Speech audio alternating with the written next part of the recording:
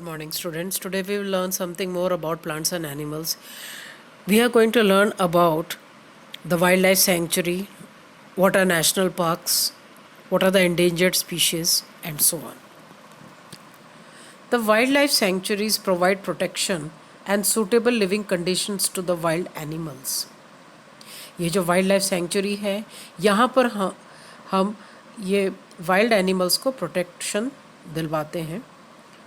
In these places, killing, poaching or capturing of animals are strictly prohibited. इन जगहों पर ये जानवरों को ना मारने की इजाज़त है और ना उनको हम पकड़ सकते हैं.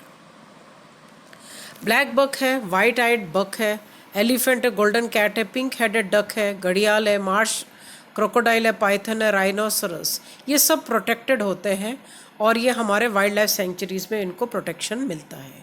इंडियन सेंचुरी में इतनी वैरायटी इसलिए है क्योंकि इसमें यूनिक लैंडस्केप है, ब्रॉड लेवल फॉरेस्ट है, माउंटेन फॉरेस्ट है, बुश लैंड्स है और डेल्टाज ऑफ बिग रिवर्स है.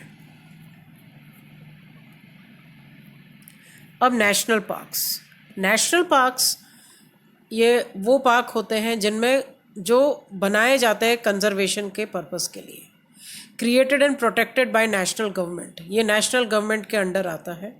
Often it is a reserve of natural, semi natural और डेवलप्ड लैंड, और it is an area reserve for the wildlife where they can freely use the habitat and natural resources. तो ये उनके लिए, wild life के लिए, ताकि वो इस्तेमाल कर सकते हैं रहने के लिए और उनके नेचुरल रिसोर्सेज जैसे कि पानी है, जो प्लांट्स है और भी चीज़ें को यूज़ करने के लिए. अब हम आते हैं Satpura national park. These are reserves are large enough and diverse enough to protect whole sets of ecosystem.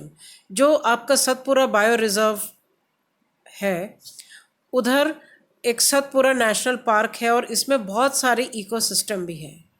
ये प्रिजर्व करते हैं फ्लोरा फोना. फ्लोरा तो आप जानते ही हैं, प्लांट्स. फोना यानी कि वो एनिमल्स, और landscape and historic objects of an area. The Satpura National Park is the first reserve forest of India. The finest teak is found in the forest. अब आते हैं प्रोजेक्ट टाइगर. प्रोजेक्ट टाइगर नाम ही suggest कर रहा है कि ये एक ऐसा प्रोजेक्ट निकाला गया था, लॉन्च किया गया था ताकि वो टाइगर्स को प्रोटेक्ट कर रहे. क्यों? क्योंकि बहुत सारे टाइगर्स एक्सटिंक्ट यानी ख़त्म होने लगे थे, डिसअपियर होने लगे थे, और ये डर था कि कहीं एक्सटिंक्ट ना हो जाए. तो project tiger was launched by the government to protect the tigers in the country. The objective of the project was to ensure the survival and maintenance of the tiger population in our country. The tiger is one of the species that is fast disappearing from our forest. But Satpura Tiger Reserve is unique in the sense that it has significant increase in population of tigers. And you can see a significant rise in the population of the tigers. यानी अब यहाँ पर tigers बढ़ने लगे हैं. And once there were many types of animals here, lions, elephants, wild buffaloes, बारहसिंगा. पर समय के साथ में बहुत सारी चीज़ें ख़त्म होने लगी है, बहुत सारे जानवर ख़त्म होने लगे हैं, and they are diminishing. The animals are fast diminishing यानी ख़त्म होने लग रहे हैं, reduce होने लग रहे हैं to a level that they might become extinct. अगर ऐसे ही चलता रहा तो एक समय आ सकता है कि वो पूरी तरह से लुप्त हो जाएंगे. Such animals which are on the verge of the extinction are called endangered animals.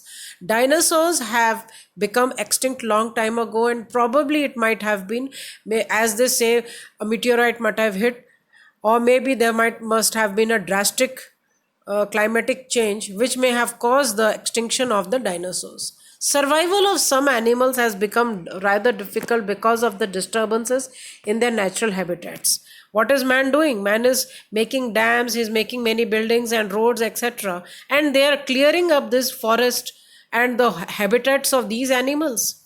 So if the animal is left without a habitat, then they might become extinct. Small animals are more in danger of becoming extinct than bigger animals. Sometimes we kill animals like snakes, frog, lizard, bats, owls ruthlessly without realizing the importance in the ecosystem, अपने ऐसी मन के लिए ऐसी हम उनको ख़त्म कर देते. By killing them we are harming ourselves.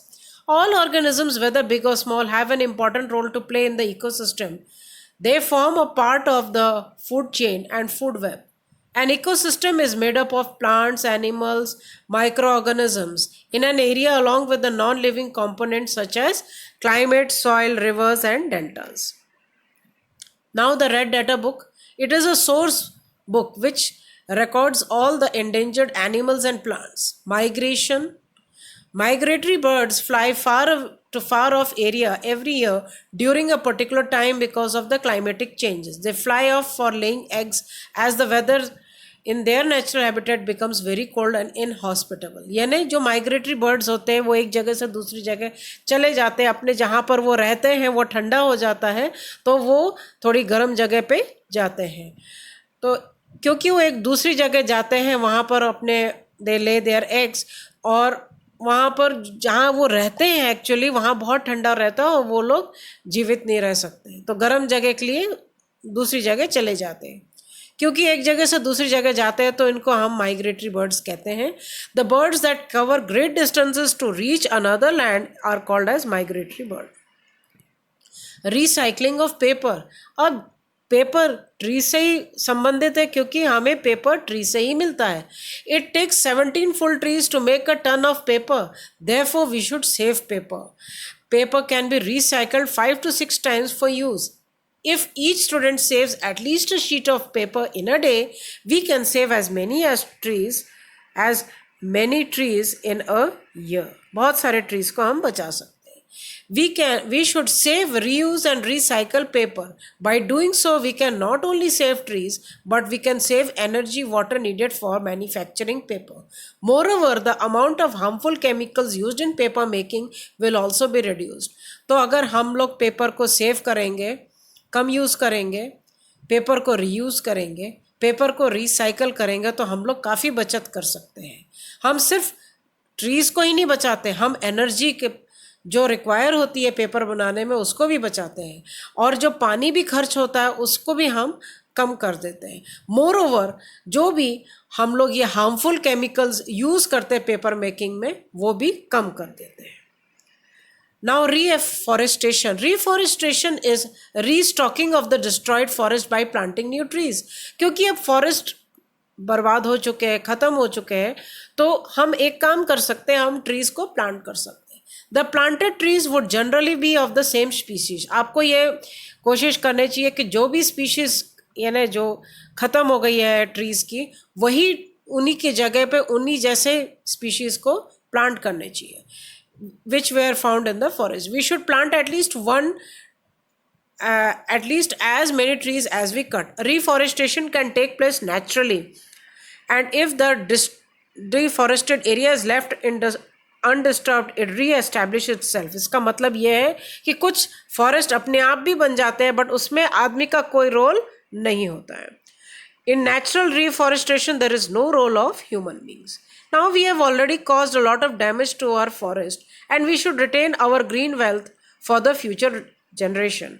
Plantation of more trees is the only option. तो हमें क्या करना है, अब हमें बहुत सारे हम लोग ने डैमेज कॉज कर दिया फॉरेस्ट को, अब हमें अब बचाना है. We should save the trees, we should plant more trees. In India, we have the Forest Conservation Act. It is aimed at preservation and conservation of natural forest and meeting the basic needs of the people living in the near the forest. Thank you.